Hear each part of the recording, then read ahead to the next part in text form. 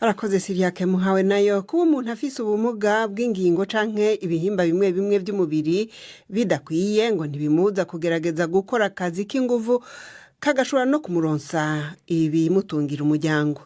Ibi nubwo bitamenyerewe mu Burundi, uno munsi BBC gahuza miryango ibashikana muri zone Rubirizi komine Mutimbuzi intara ya Bujumbura, aho mu babishitseko harimwo ufise ukuboko kumwe uwundi akagendana ubumuga bw'ukuguru.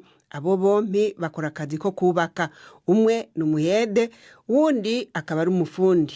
Bakaba babikora biciye muri societe BMBC ikora ibijanye no kubaka. Reka iyi nkuru tuyibaze mugenzi wacu Gildas Gihundi Mpundu ari i Bujumbura.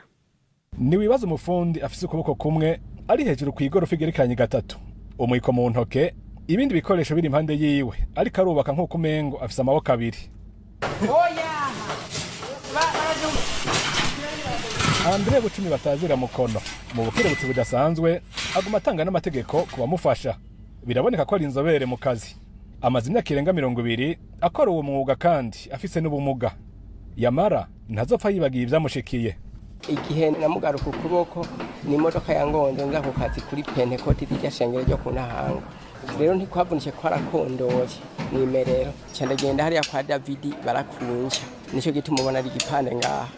Ayo magorwa ntiyamubujije kubandanya arondera ubuzima. Mbere atunze umugore n'abana 8.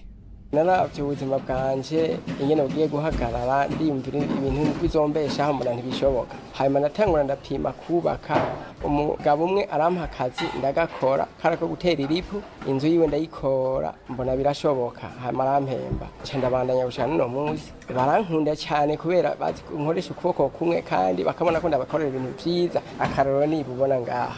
Aha turi muri Gahahe, zone Rubirizi, komine Mutimbuzi, intara ya Bujumbura. Ni mu kibanza societe BMBC iriko yibakamwo uburaro rusangi. Ibikorwa birashushe.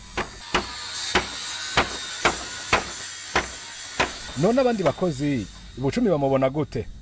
Joseline tanga ku buntu n'umufundi. Nkibona umuntu afise ubumuga nka mukono, nabona yuko umengo ntivyokunda ko yoshobora kubaka. Kuko nacavuga ati ukuboko kumwe ntibiza kumworohera. Tumaze gukorana nyene turabona kandi nawe ashoboye gukora, arakora vraiment nta muntu yo kwidoga. Byarantangaje bwa mbere nk'ikimubona. Ku metero nka 40 uvuye aho umukono akorera, uhabona Nadine Mana yibutse afasha abafundi. Agendana ubumuga bwo kuguru. Aracumbagira cane. Ariko umubonye ku kivi ntiwomenya ko abufise. Ivyo ahereza ayipakira mu igunira akiremeka maze agashira abafundi. Ndahereza amatafari, ndahereza imaderiye, nikorera umucanga, nikorera gravia, nikorera n'amazi, n'umufundi ndamuhereza. Iyo bikenewe Nadine arafata n'igipawa agafasha kuyora umusenyi canke urucekeri. Avuga ko akiri umwana yagize isanganya avunikira mu itako.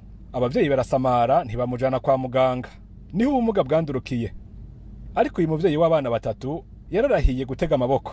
Nirirwa nicaye muhira, nkaguma ndondeza akazi, abandi bambwira ngo uzogende gusega. Nambwira no kuri jewe, ibyo byo kuza gusega je ntavyo noshobora. Ubaje ndosha ahantu nikorera, jewe nokora. Umumwe carampamagara. Wewe wabishobora, je nkirakunzana gusa. Hama rero candaza ngaha, bashibo musi nyene bashomenge Imana yakampaye. Nashina yasicenye baca baranyakira. Naciye ntankoze. Nicanguma ntonda. Mu Burundi ntibimenyerewe kubona abantu bagendana ubumuga nk'ubwa Nadine na Bucumi bakora ubuzi bw'inguvu. Henshi mu kibano bafatwa nk'abadashoboye. Abatari bake usanga batunzwe no gusega. BMBC ikora ibijanye no kubaka. Ishobora kuba iri muri societe za mbere zirangura imirimo y'inguvu zafashe ya mbere mu guha akazi abagendana ubumuga bukomeye. Vianney Bikorimana aje kumenyesha amakuru muri iyi societe avuga ko umukozi wese bamurabira kuca ashoboye atakuvangura. Gildas Gihundi Mpundu, BBC gahuza miryango i Bujumbura. Gahuza miryango ibashikanye ku isaha imwe buri minota 15 mu karere k'ibiyaga binini. Mukanya turasubira mu Burundi.